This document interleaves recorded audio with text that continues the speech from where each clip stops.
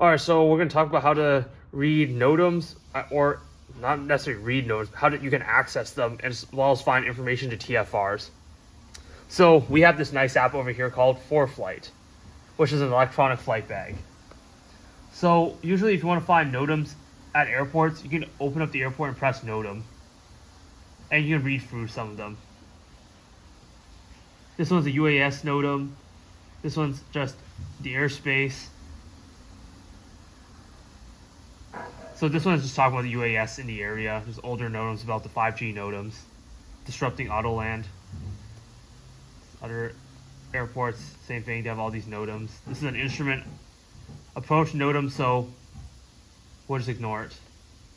More UAS, and there's 5G again. TFRs can be indicated with this red, with a red circle, a red vignette, or let's go down to LA, see if we can find a, yeah, here's one. Here's another one that's not yet, so this is a red over yellow. So a yellow ring means it's inactive. A red ring means it is active, as you can see over here. So if you have ForeFlight, go ahead and tap on the TFR and we can read about it.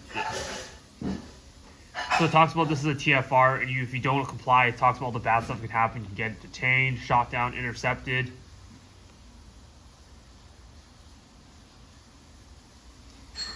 And as you scroll down, it will talk about how you can transition to TFR. Since all aircraft approved to operate within the TFR must be squawking an ATC discrete code at all times, while in the TFR and must remain in two-way communications. So sometimes if you see a TFR, it doesn't necessarily mean, oh wait, it's a TFR, I can't go through it. No, this one right here is saying as long as you're talking to ATC and you have a squawk code, you can fly through it. But let's take a look at this one right here. Scroll down, define area. And then down here it says who can fly in a TFR. It says aircraft arriving or departing LAX. I'm not sure.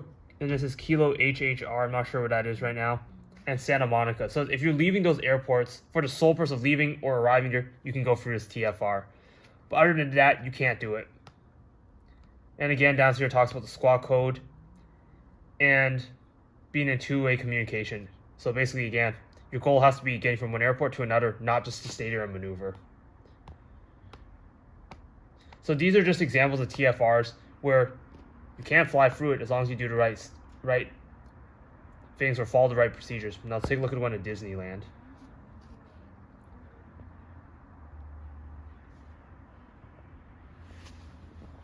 Surface 3000 AGL.